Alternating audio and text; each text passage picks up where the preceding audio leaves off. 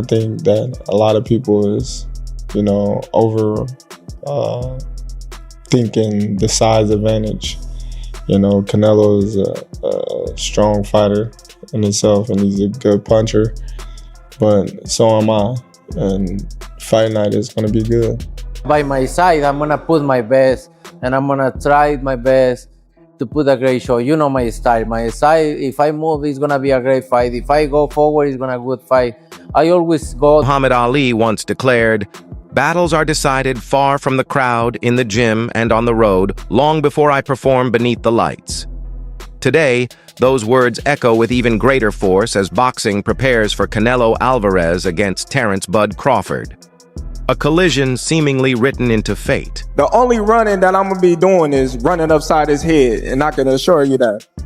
Do you have any concern that there's going to be any running in this fight? I hope not. I think Crawford is not that kind of fighter. He's a different. He box. Canelo, the pride of Mexico, has stormed through weight classes like a ruler seizing new territories, his legacy already carved in gold among the legends. Crawford, the calculating genius, from Omaha, represents perfection itself, unraveling every riddle, conquering every hurdle, leaving zero doubt about his standing among boxing's pound-for-pound elite. Mention me one. You mention me one elite fighter. Just one. You. Oh, me. Look, it's gonna you. be me. I don't care about nobody else. And you will see that. You. So when I beat you, is you gonna be a nobody? When I stuff a mud hole in your ass, is you gonna be a nobody? You're gonna be just like everybody else. This isn't just another fight. It's the clash of legacies, where power, talent, honor, and history collide beneath the brightest stage. Here, two warriors enter not simply to protect titles, but to hunt immortality, daring to engrave their names onto boxing's everlasting throne of greatness. Restrictions to the fight at all? No, it's not. A lot of fighters would like to put on a weight restriction to this type of fight. Why didn't you want to do that? Because I want him at his best. I don't want no excuses. I don't want no, reasons why, he didn't feel good or anything. From Ali's words on sacrifice, straight into Crawford's icy, precise confidence. The chill is undeniable. Bud isn't modest marketing. He's the living playbook for dismantling Canelo.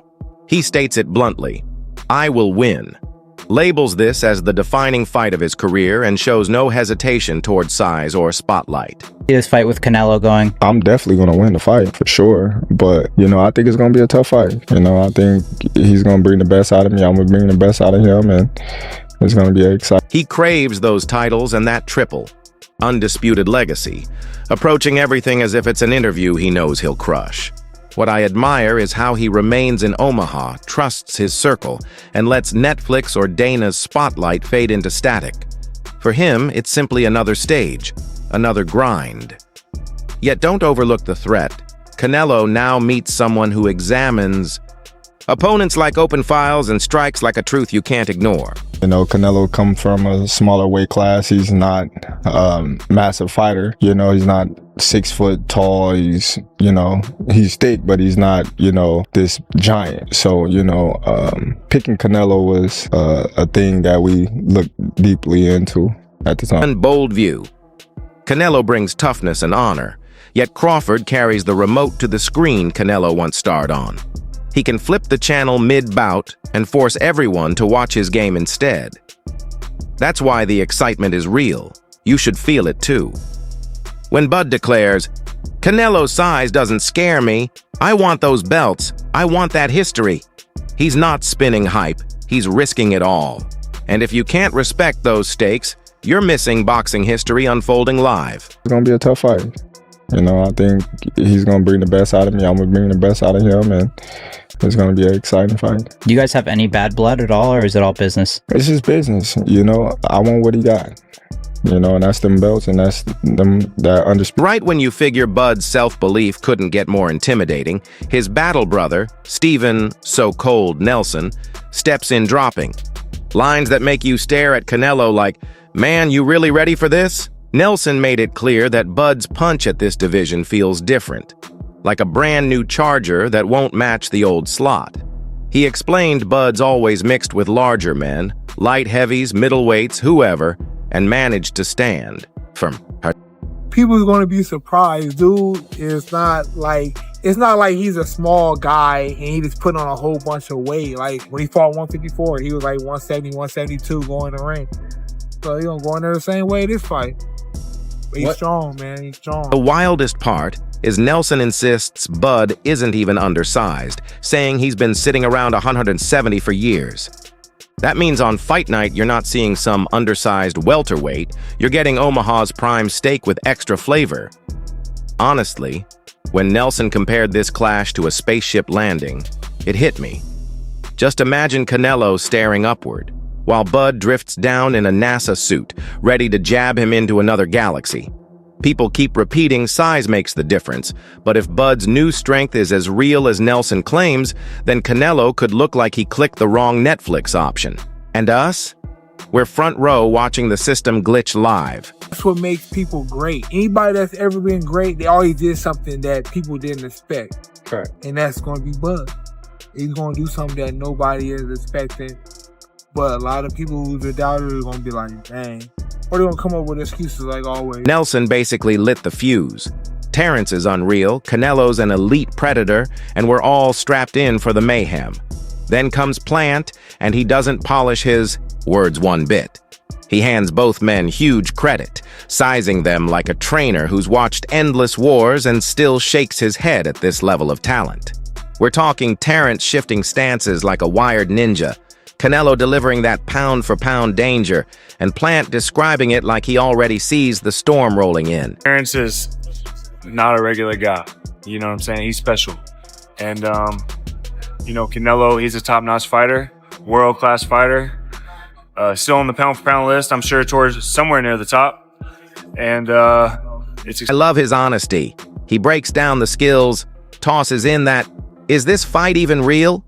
Shade that makes you grin and sweat all at once. You get it? Both men are lethal, sharp, and hard to read. And Plant has no problem pointing it out. It's almost like he's telling fans, relax, lock in, and soak up the fireworks. This isn't just a clash. It's a tactical war disguised as punches. We're pumped, we're ready, and truthfully, anyone doubting this bout is about to be schooled. And let's keep it real. I already got popcorn ready for this chess match with fists. I can't wait to watch the counters, the traps, the timing. It's like witnessing two creators armed with hammers. Whoever stands tall at the end, this is destined to be remembered as legendary. I give him a chance. You know, Terence is freakishly strong. He can punch. He's got good crack. Orthodox southpaw. He can fight at mid-range, close range, outside. Fight going both ways. So it's exciting. Thinking about masters of surprise, ever wonder how Bud built that wild skill to switch between orthodox and southpaw like it's second nature? On the JRE MMA podcast, he shared the secret. A childhood hand injury forced him to sharpen his left, and what began as survival grew into a dangerous weapon. Now, no matter where you step, left, right, southpaw, orthodox, he's closing the door, blasting with both hands, and leaving. Rivals dizzy. The way he explains catching opponents slipping, raising the intensity mid-round, and suffocating them inside the pocket, it's nothing short of boxing brilliance. She used to always, he used to get mad, like, you need to focus on one stance and doing it right before you start switching. You ain't even got the orthodox stance down packed all the way, and then you trying to go southpaw. I'm like, all right. Then I go orthodox, and then in the fight, boom. I switch, then I switch back. He like, stop switching. And then I win a fight like that. I don't know about you, but if it were me walking into that ring, I'd be begging for the bell to save me fast. This goes beyond skill.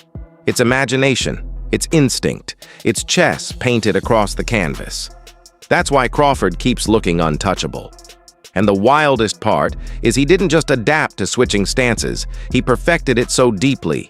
It feels like he carries two full arsenals into every bout. You've got to respect the grind, the precision, the patience. This isn't raw talent alone. It's built from hours of sweat, pain, and sharp preparation. Facing Crawford now feels like squaring up with two fighters sharing one frame. You can't predict which side attacks next. And that kind of adaptability, that's what draws the line between being good and being remembered as legendary. What? When did he stop telling you to stop switching? When I was winning. he was like, all right, since I can't stop you from switching, we just gonna train that way. So yeah, if you do 4 rounds, you're gonna do 2 rounds southpaw, you're gonna do 2 rounds orthodox. That's just how we start. Now let's shift to Canelo against Billy Joe Saunders, a bout that turned into pure chaos inside the ropes. Canelo entered throwing with the swagger of an owner, while Saunders tried being slick, switching stances like he was auditioning for a dance routine. But Canelo's power proved on another level. He landed a brutal uppercut that fractured Saunders' orbital bone, ending things in the 8th. And it wasn't some fluke. Each round he chipped away, delivering sharp counters, stiff jabs, and heavy hooks, stacking pressure like a countdown clock ready to explode. The fight, his orbital was shattered, his cheekbones were shattered. I think the way the cheekbone connects to the upper jaw was cracked. Wow. Look at that. Isn't that crazy? So the orbital, see that stuff in the back of his eye? Yeah. The bone that's like the shelf that holds the eyeball in got cracked. Outscored Saunders 73-60 with more than half his power shots landing clean, proving once again that his precision and timing remain unmatched. Saunders still walked away banking around $8 million, while Canelo secured a guaranteed $15 million that likely swelled close to $35 million once pay-per-view numbers rolled in.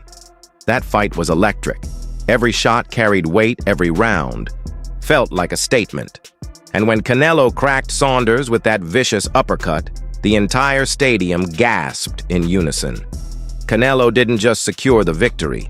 He reminded the world he's a ruthless finisher, a calculated predator inside the ropes. Saunders found out the hard way. You don't square off with a lion without expecting scars and maybe a shattered face. Have to go in and they put all these plates underneath where the eyeball sits. And then on the outside, on the upper left side of the eyeball, that's cracked. The lower side's cracked. And then look how the cheekbone's cracked all the way down to the upper jaw. And while we're on the topic of broken faces, as Canelo was busy turning Saunders' jaw into modern art, Crawford was dismantling another dangerous foe in his own calculated way.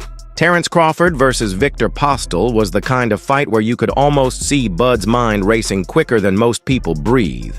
Postol came forward like a wrecking ball, that long southpaw frame firing heavy straight lefts that could rattle almost anyone.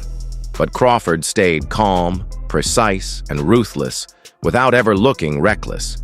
He sniped with accuracy, moved like he was set on autopilot, and piece by piece unraveled Postol as the rounds stacked up. By the finish, it wasn't simply victory, it was a declaration. Crawford broke him both mentally and physically, proving he's more than a fighter, he's a ring architect. Every feint, each counter, every micro-adjustment spoke loud. Ignore me at your own risk.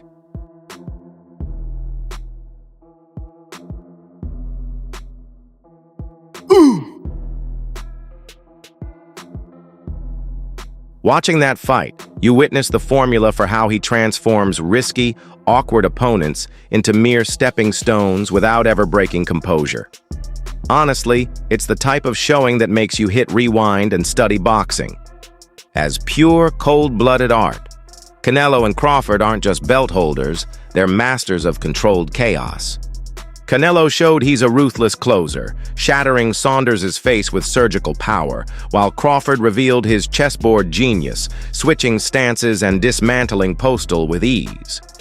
This isn't just another bout, it's a collision of greatness, legacy, and razor-sharp boxing IQ. Share your takes in the comments, argue your predictions, and don't forget to like, share, and subscribe to Boxing HQ. History is unfolding, and you definitely don't want to blink.